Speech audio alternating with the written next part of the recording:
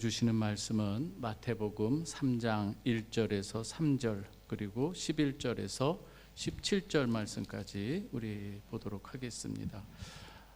내용이 조금 길어서 중간은 좀 생략했는데 여러분들이 또 집에서 같이 읽어주시면 좋겠습니다. 마태복음 3장 1절에서 3절 먼저 우리 이번 말씀을 같이 한번 읽어볼까요? 시작. 그때 세례 요한이 이르러 유대 광야에서 전파하여 말하되 회개하라 천국이 가까이 왔느니라 하였으니 그는 선지자 이사야를 통하여 말씀하신 자라. 일러스되 광야에 외치는 자의 소리가 있어 이르되 너희는 주의 길을 준비하라 그가 오실 길을 곧게 하라 하였느니라. 아멘. 11절부터 17절 말씀까지는 우리 한번 교독하겠습니다. 제가 먼저 읽어드릴게요. 나는 너희로 회개하게 하기 위하여 물로 세례를 베풀거니와 내 뒤에 오시는 이는 나보다 능력이 많으시니 나는 그의 신을 들기도 감당하지 못하겠노라. 그는 성령과 불로 너희에게 세례를 베푸실 것이요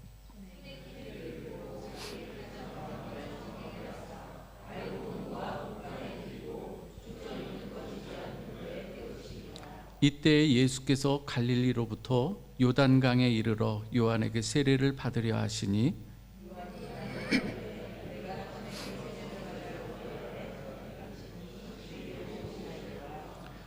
예수께서 대답하여 이르시되 이제 허락하라. 우리가 이와 같이 하여 모든 의를 이루는 것이 합당하니라 하시니 이에 요한이 허락하는지라.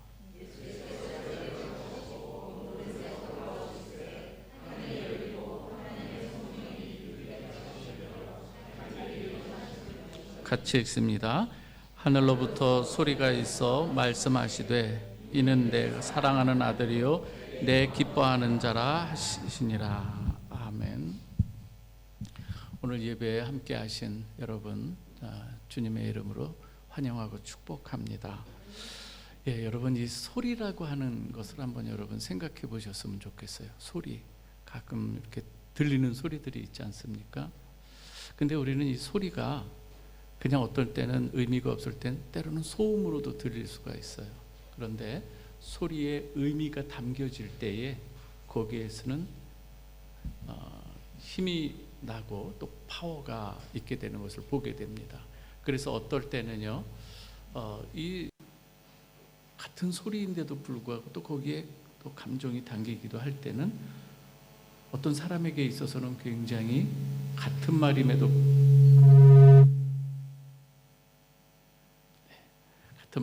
불구하고 때로는 이렇게 사람을 기분 나쁘게도 할 수가 있어요. 근데 또 어떨 때는 사람을 세우는 그러한 소리가 되기도 하지요. 오늘 이 본문에도 이제 소리, 광야에 외치는 자의 소리가 이렇게 등장합니다. 저는 지난 이 금요일에요, 라이프치히에 있는 토마스 교회와 니콜라이 교회를 제가 이렇게 좀 방문했습니다. 사실 어느 정도는 약간 충동도 있었어요. 예전부터 계획했던 그런 간 거보다 사순절을 지내면서 거기에 가고 싶은 마음이 확 생긴 거예요. 사실은 이 토마스 교회를 예전부터 가고 싶기는 했지만 이렇게 아예 작정하고 이렇게 가게 된 것은 참 드문 이 경우가 이번에 있었는데요. 토마스 교회가 왜 어떤 일이 있기에 어떤 히스토리가 있기에 가고 싶었는가? 사실 여러분들이 음악 좋아하시는 분들은 이 토마스 교회 여러분 마태 순환곡이라는 곡이 있거든요. 이 마태복음 26장부터 27장을 배경으로 해서 거기에서 이 내용을 담아서 바흐가 거기에서 마태 순환곡을 작곡하고 초연했던 이 교회이기도 합니다. 사실 제가 처음 마태 순환곡을 들었던 거는 이제 신대원 시절에 우리 교수님 통해 가지고 해설을 들으면서 그것을 들었습니다. 사실 거의 한 3시간 들었기 때문에 마태 순환곡을 들으면서 거의 제가 순환당했던 느낌이 좀 있었는데요. 그런데 지금 이번에는 이상하게 뭔가 마음이 거기에 이렇게 꽂혔어요. 그래서 이건 가봐야 되겠다.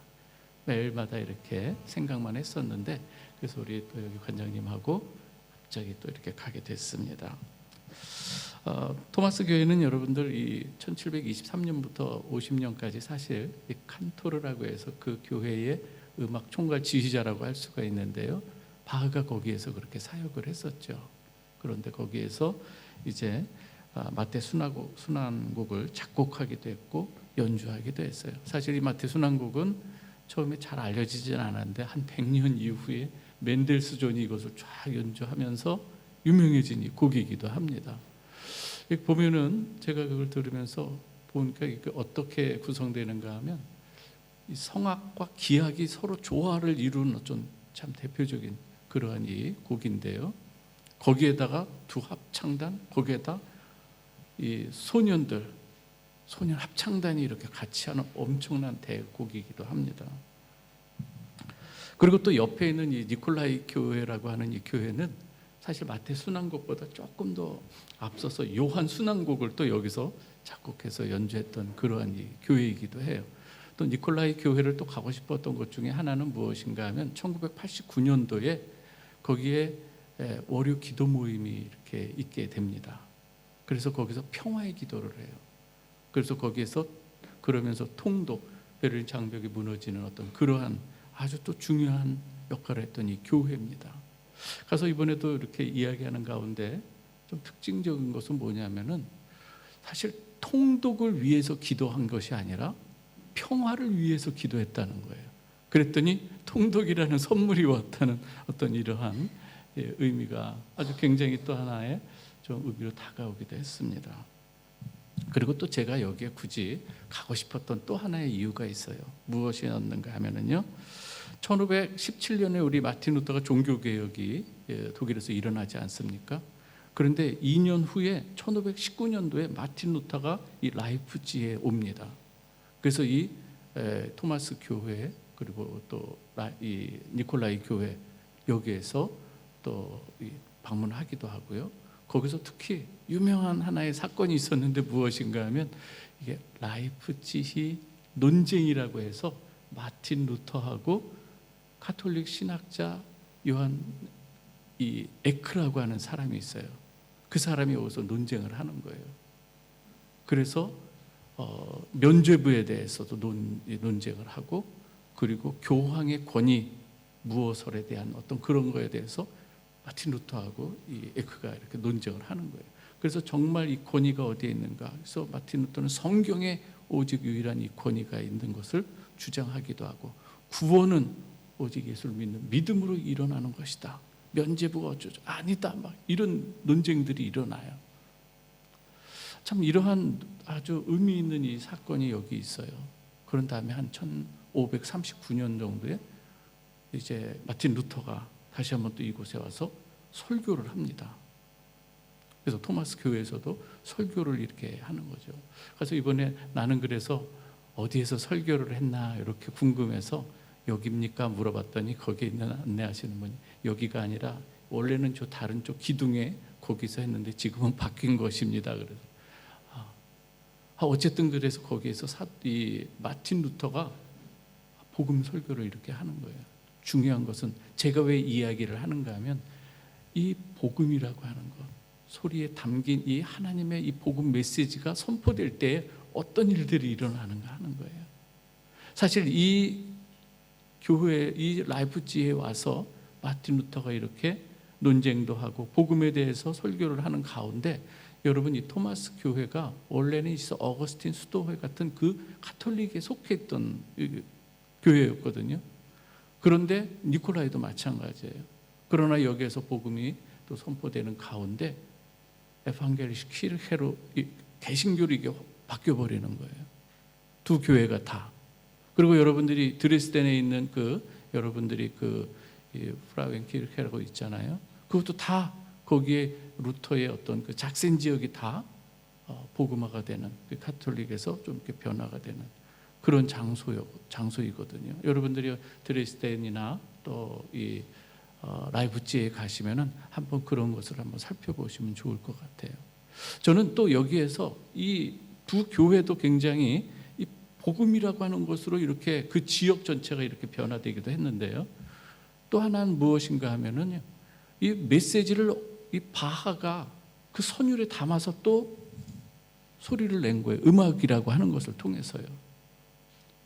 바하가 거기서 이런 이 모든 이 멜로디에 이 복음을 담아서 이렇게 할 때 수많은 사람들이, 심지어 예수를 안 믿는 사람도 요새는 이 순환곡을 들으면서 또 이렇게 접하게 되는 거 아니겠습니까?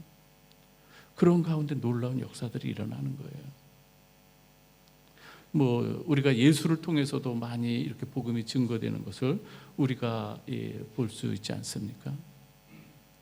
저는 오늘 이 소리라고 하는 것이 그래서 얼마나 참 우리에게 힘을 주고 때로는 능력으로 우리에게 다가오는가. 그래서 바하가 작곡을 하면서 항상 그 악보에다가 SDG라고 하는 것을 기록하는 거예요. 이니셜로요. 어떤 의미인가 하면 솔리 데오 글로리한 거예요. 오직 하나님께 영광이에요. 오직 하나님께. 루터의 영향 받은 거겠죠. 200년 후 정도에 살았던 이 바흐도 루터의 영향을 받으면서 자기의 가지고 있는, 자기가 잘할 수 있는 그 분야에서 하나님께 영광을 돌리는 이 소리라고 하는 걸 통해서 복음을 또 전할 수 있는 아주 놀라운 그러한 일들.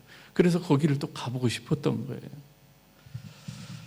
오늘 저는요, 이 광야에 외치는 자의 소리로 서는 이 세례 요한을, 그래서 오늘 여기서 이 세례 요한에 대해서 잠깐 살펴보고, 정말 세례 요한이 광야에 외치는 자의 소리로 서면서 외쳤던 그 메시지, 그 부분에 대해서 한번 좀 같이 살펴보고자 하는 거예요. 그리고 오늘 마지막에 조금 생뚱맞은 것 같지만 우리 주님께서 세례를 받으시는 이 장면인 거예요. 오늘 전체 본문 전체가 세례로 또 연결되지 않습니까? 소리로도 연결되고, 약간 소리와 세례라고 하는 이 플롯을 통해서 한번 오늘 우리 주님께서 주시는 메시지를 같이 듣고자 합니다. 먼저 1절에서 3절 말씀 한번 같이 읽어볼까요? 시작. 그때 마태복음 1장 1절에서 3절. 죄송합니다. 마태복음 3장 1절에서 3절인데 제가 읽어드리겠습니다. 제가 우리 잘못 전해둔 것 같아요. 그때 세례 요한이 이르러 유대 광야에서 전파하여 말하되 회개하라, 천국이 가까이 왔느니라 하였으니 그는 선지자 이사야를 통하여 말씀하신 자라. 일러스되 광야에 외치는 자의 소리가 있어 이르되 너희는 주의 길을 준비하라, 그가 오실 길을 곧게 하라 하였느니라. 맞습니다, 여러분. 세례 요한은요, 이사야 선지자가 예언한 대로 메시아가 오기 전에 그 메시아를, 주의 길을 예비하는 자로 선 사람이 바로 세례 요한인 것이죠. 여기서 말하는 이 회개는요, 단순하게 우리가 도덕적 윤리적으로 내가 이렇게 살면 안 되지 하면서 돌아서는 어떤 그 정도가 아닌 거예요. 여기서 말하는 회개는 정말 이 세상의 참된 주인이, 왕이신 분이 우리 주님이신데 내가 내 삶의 주인이 되어서 살아왔던 것, 그래서 하나님의 통치, 예수 그리스도를 통해서 오시는 이 하나님 나라가 가까웠으니 이제 너희는 어떻게 살아라? 이제 너희가 왕된 그 자리에서, 주인이 된 그 자리에서 내려오고 참된 왕이신 예수를 영접하라, 이 말씀을 하는 것이죠. 아멘입니까, 여러분? 하나님 나라의 도래를 준비하는 이 근본적인 삶의 전환을 여기서 이야기하고 있는 것입니다. 저는 이 사순절을 맞이하면서요, 좀 다른 해보다 올해가 약간 그런 마음이 많이 들었습니다. 정말 내 삶에 예수님께서 주인이 되시고 왕이 되시는가 하는 거예요. 지난주에도 여러분에게 같이 말씀을 나눴지 않습니까? 정말 여러분들이 종사하는 모든 분야와 영역 가운데서 각기 다양한 일을 하면서 그 분야에서 정말 예수께서 내 주인이 되시는 거예요. 내 삶의 주인이 되시는 거예요. 바하처럼 내가 음악을 하는 그 가운데서 오직 예수 그리스도를, 그렇죠? 우리 의학 공부하는 우리 청년들에도 말씀 전했던 것처럼 거기에서도 내가 예수가 진정한 우리의 모든 것을 치유하실 분은 예수님이십니다. 고백할 수 있는 거예요.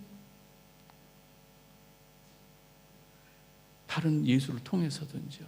과연 그런 삶을 사는 거예요. 이번 사순절 기간 동안에 여러분, 우리에게 던져주는 이 메시지, 정말 예수가 나의 주인 되심을, 만약에 내가 주인 되고 있다는 그 부분이 있다면 회개하십시다. 그리고 주님을 고백한 여러분 되시길 주님의 이름으로 축원합니다. 오늘 4절에 보면은요, 좀 이상한 모습으로 이 세례 요한이 서죠. 요한이 낙타털을 입고 허리에 가죽띠를 띠고 음식은 메뚜기 그리고 석청을 먹는 것을 기록을 해요. 근데 우리가 볼 때는 이게 이상한 것 같아요. 그죠? 왜 이런 생뚱맞은 복장, 그죠? 근데 사실 우리 유대인들이 볼 때는 이건 금방 알아차리는 그 누군가예요. 그게 바로 엘리야 아니겠습니까? 엘리야인 거예요.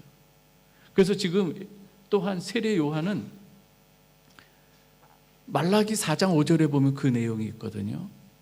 그때가 되면은 엘리야의 심령으로 온, 그리고 아비의 마음을 자녀에게, 자녀의 마음을 아비에게로 돌리게 하는 어떤 이러한 이 메시지를 이 말라기에서 4장 5절에서 이야기를 합니다. 보라, 여호와의 크고 두려운 날이 이르기 전에 내가 선지자 엘리야를 너에게 보내리라. 또 이사야뿐만 아니라 이 말라기에서도 세례 요한에 대해서 주의 앞에 길을 예비하는 자로 설 것을 이야기했거든요. 그래서 지금 세례 요한의 이 모습이 이러한 것이죠. 열왕기하 1장 8절에서도 보면은 바로 그 모습을 엘리야가 이렇게 띄고 있었던 것을 기록을 하고 있습니다. 그런데 오늘 여기서 그렇다면 정말 이 세례 요한이 엘리야의 심령으로 오는 자인가? 이건 좀 우리가 굉장히 중요한 부분이죠. 그런데 사실 이 세례 요한이 출생할 때에 제사장이었던 그 아버지 사가랴가 성전에 들어가서 이를 볼 때에 천사가 나타납니다. 천사가 나타나서 갑자기 사가랴에게 얘기를 하는 거예요. 그때까지 나이가 들었는데 이 사가랴와 부인 엘리사벳 사이에는 아들이 없었어요. 자녀가 없었어요. 그러할 때에 천사가 나타나서 사가랴에게 하는 말이에요. 그가 또 엘리야의 심령과, 그러니까 사가랴에게 하는 말이에요. 여기서 그는 세례 요한이에요. 세례 요한을 이야기하면서 그 세례 요한이 또 엘리야의 심령과 능력으로 주 앞에 먼저 와서 아버지의 마음을 자식에게, 거스르는 자를 의인의 슬기에 돌아오게 하고 주를 위하여 세운 백성을 준비하리라. 그러면서 천사가 누구에게 지금 전하는 거예요? 아버지 사가랴한테 얘기를 하는 거예요. 세례 요한에 대해서요. 세례 요한은 메시아만 이렇게 구약에서 예언되고 성취되는 것이 아니라 세례 요한도 성취가 되는 것을 볼 수가 있습니다. 여러분, 왜 이것이 중요한가 하면은요, 사실 참된 메시아, 그 예수로 오시는 예수께서 참된 메시아 되시면은 그래서 충분 조건이 필요한 거예요. 반드시 그 앞에 엘리야의 심령으로 오는 길을 예비하는 자가 오게 돼 있는 거예요. 이것이 없는 누군가 메시아가 왔다고 하면은 이것은 어떤 거다? 가짜라는 거예요. 요새 우리 대한민국이 선지자들이 많이 나타나기도 하는 것 같아요. 메시아들이 그냥 백마 타고도 이러기도 하는데, 여러분 잘 살펴보면, 그렇다면 그 사람 앞에 엘리야의 심령으로 온 사람이 있는가? 그거 하는 사람 별로 못 봤던 것 같아요. 가짜인 거 아니겠어요? 진짜 참 메시아 되심의 필요 조건은 그 앞에 길을 예비하는 자가 있어야 되는 거죠. 그걸 통해서 봤을 때 뒤에 오는 예수는 어떤 분이다? 참 메시아다. 이것을 오늘 여기서 보여주는 거예요. 그래서 복음서마다 다 세례 요한의 이야기가 나오게 되는 것이죠. 자, 이제 조금 더 중요한 부분 들어가겠습니다. 그렇다면 이 광야에 외치는 자의 소리가 전하는 메시지란 이게 중요한 부분 아니겠습니까? 그 핵심은 무엇인가? 그것은 바로 세례 요한도 얘기하는 거예요. 여러분 잘 아시는 것처럼 내 뒤에 오시는 그분이 어떠한 세례를 베푸시는가? 나는 물로 세례를 베풀거니와 내 뒤에 오시는 이는 성령과 불로 세례를 베풀이라. 이렇게 얘기를 하는 걸 볼 수가 있습니다. 오늘 그래서 3장 11절에서 14절 이렇게 얘기를 합니다. 자신이 지금 주는 세례는 회개의 세례 정도지만 이제 주님께서 베푸시는 이 세례는 내가 베푸는 세례와는 비교할 수 없는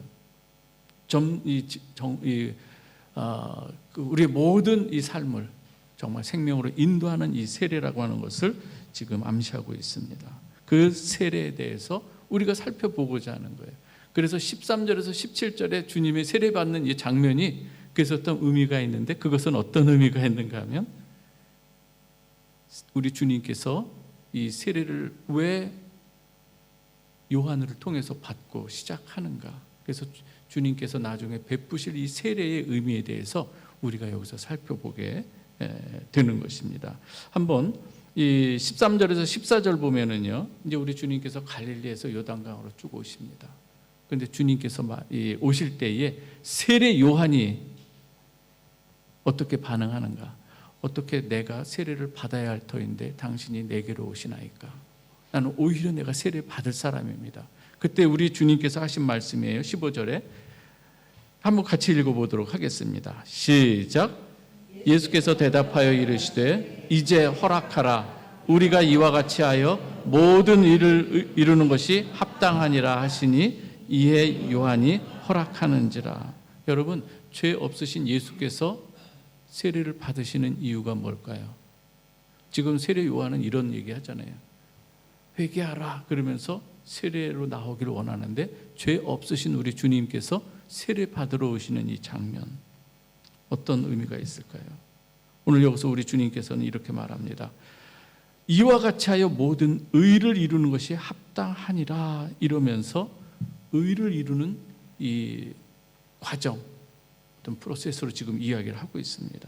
죄 없으신 예수님께서 죄 있는 자의 모습으로 세례를 받으시는 이 모습이 모든 의를 이루기 위해서 지금 받는 이 모습이다, 이 말을 하는 것이죠. 예수님의 이 세례는 자신을 죄인과 동일시하고 있습니다. 그렇죠? 그리고 우리 죄를 대신해서 지기 위해서 우리 주님께서 세례를 받으시는 것을 볼 수가 있습니다. 그래서 이 주님의 세례 의미를 우리가 한번 좀 생각해 보십시다. 한 구절 좀 같이 읽어볼까요? 고린도후서 5장 21절 말씀을 한번 같이 한 목소리로 읽겠습니다. 시작.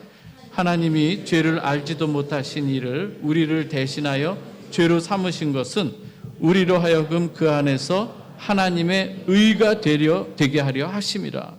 죄를 알지도 못하신 이를 대신하여 죄로 삼으신 것은 우리로 의롭게 하기 위함이라는 얘기죠.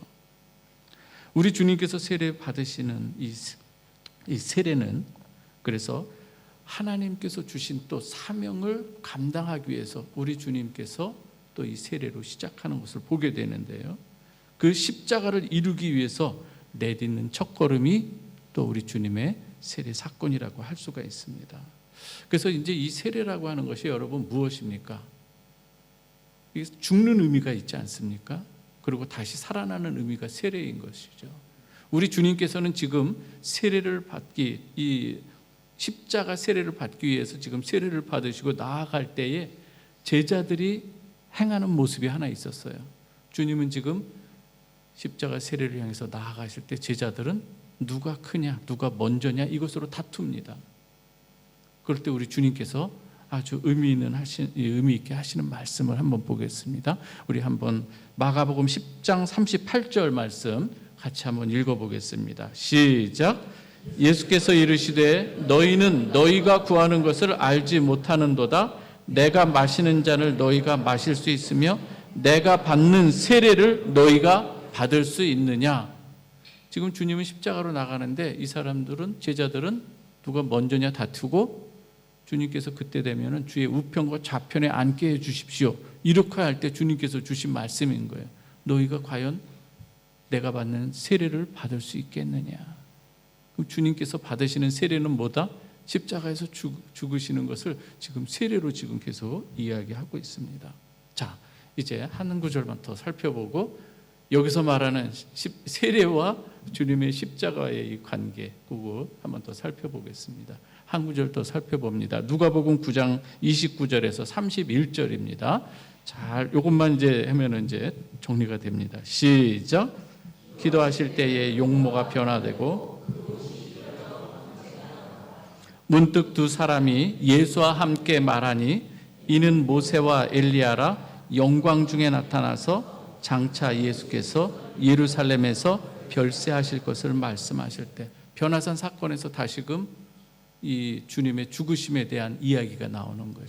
주님의 죽으심은 또 이 십자가 세례로 연결이 될 때요.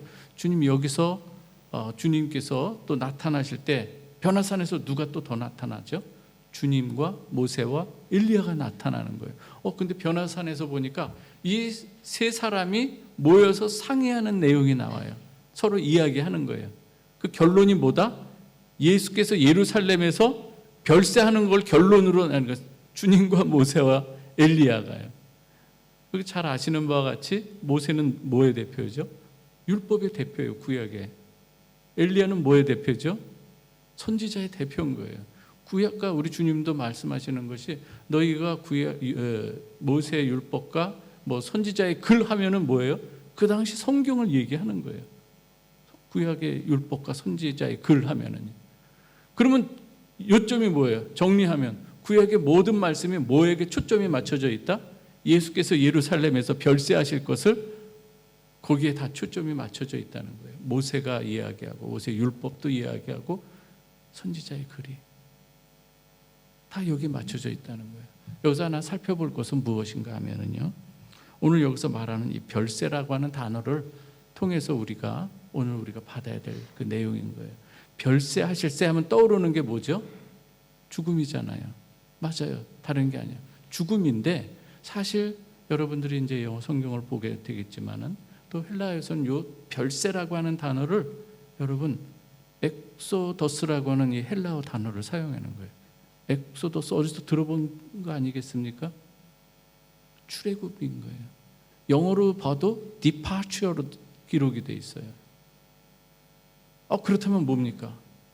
우리 주님께서 예루살렘에서 십자가에 달려 돌아가시면서 이 죽으시는 이것이 너희가 내가 받는 이 세례를 받을 수 있겠느냐 하시면서 돌아가시는 이 세례 가운데 이건 뭐예요?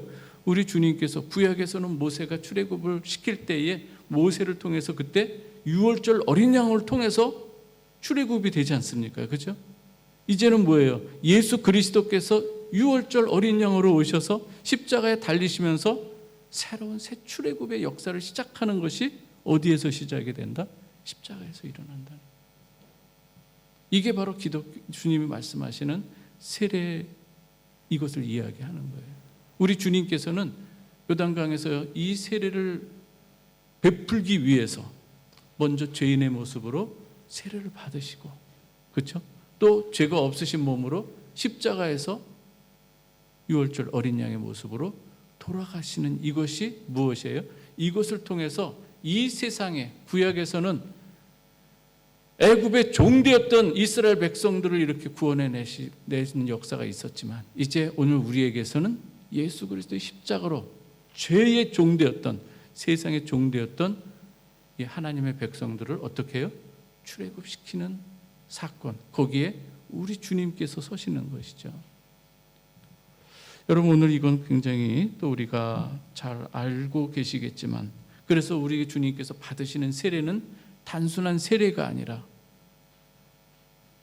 십자가를 통해서 베푸실 세례를 내다보는 그런 이 세례라고 하는 것을 여러분 기억하시기 바랍니다.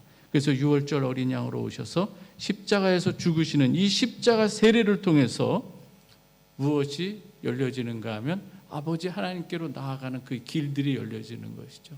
홍해도 갈라지는 것처럼 막혀있던. 그래서 우리 주님께서 내가 곧 길이요 진리요 생명이니 나로 말미암지 않고는 아버지께로 올 자가 없느니라요. 아멘입니까 여러분? 오늘 이 시간 우리는 세례의 의미를 또 한번 생각해 볼 때 세례는 연합의 의미가 있는 거예요. 로마서 6장에서도 나오는 건데요. 주님의 죽으심, 주님과 연합한 그리스도 안에서 연합한 저와 여러분들은 어떻게 되는가 하는 거예요. 주님의 죽으심이 곧 우리의 죽으심이 되고 주님의 부활하심이 우리의 부활이 됨을 믿으시길 바랍니다. 그 얘기하는 거예요.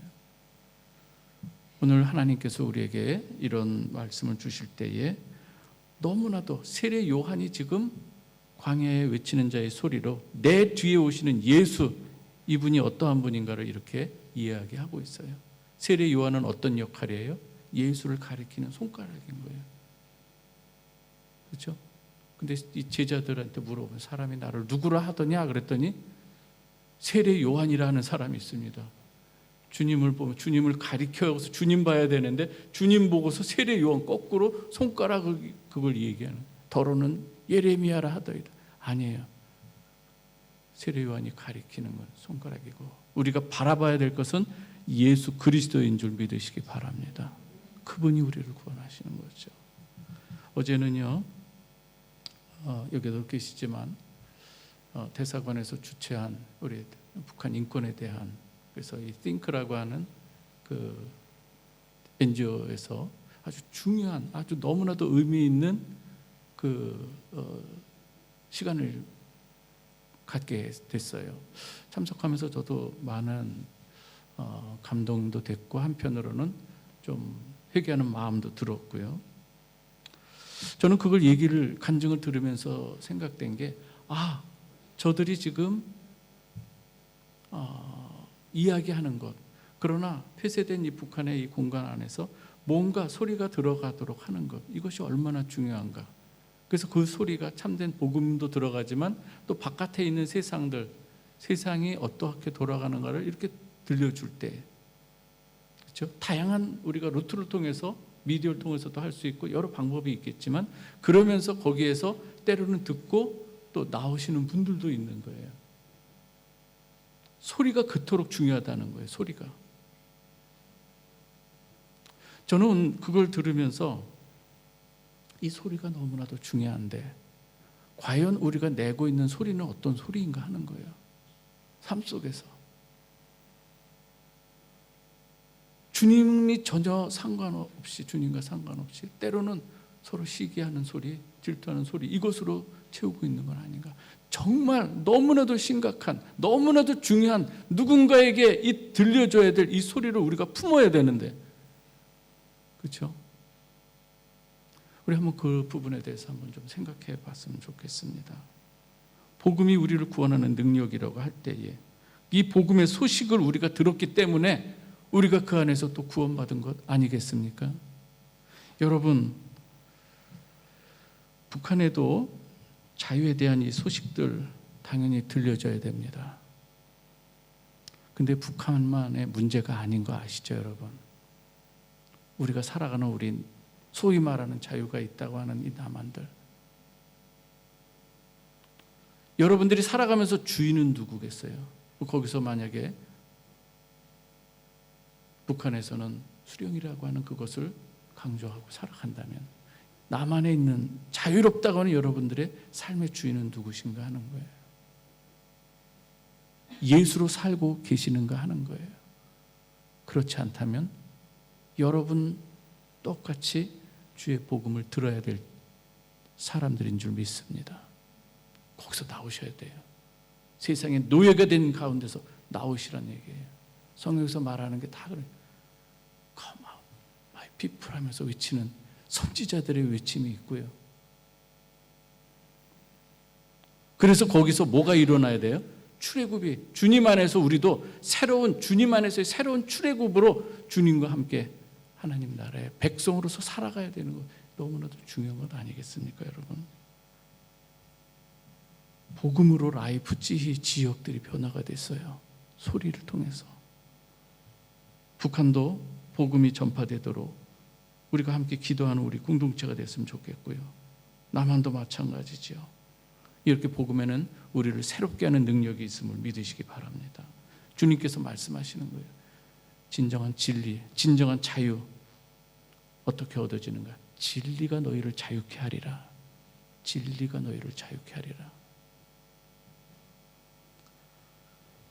진정한 자유는 우리 주님 예수 그리스도를 통해서 얻게 된다는 이 사실을 우리가 기억하고 우리가 참된 자유를 모르고 살아가는 그런 이 세상 가운데서 저희는 우리가 주님께서 우리에게 또 다른 외치는 자로 서기를 원하시는 줄 믿으시기 바랍니다. 복음의 증인으로 서기를 원하시는 거예요. 저는 우리 이렇게 어제도 우리 하늘 형제와 또 은혜자매 이야기를 들으면서 아주 많은 생각을 하게 됐습니다. 때로는 우리가 생각은 하지만 실질적으로 또 많은 부분에서 잊고 살았던 이 부분을 어제 계기로 많이 한번 이렇게 또 깊이 생각하는 계기가 되었습니다. 우리 공동체가 지금 저희가 이 우크라이나 선교도 하지만은 체코 선교도 하지만 또 하나 우리 동족을 위해서도 우리가 평화를 위해서 우리가 기도하는 우리 모두가 되시기를 주님의 이름으로 축원합니다. 기도하겠습니다. 아버지 하나님, 오늘도 주님께서 우리를 향해서 사랑하는 딸아, 사랑하는 아들아, 내가 너희에게 진정 참 자유를 주기를 원한다. 우리를 또 부르시고 우리를 품에 안기 원하시는 우리 주님의 그 아련한 이 소리, 저희들에게 또 들려주시는 줄 믿습니다. 하나님, 이 시간 주님을 바라보며 주님께 나아가는 우리 모두가 되게 하여 주옵소서. 복음의 증인으로 서는 이 귀한 시간이 되기를 간절히 원하옵고, 북한과 우리 남한 또 이곳에 살아가는 이 체코 땅에도 하나님의 복음이 편만히 증거되게 하여 주옵소서. 예수 그리스도의 이름으로 기도하옵나이다. 아멘.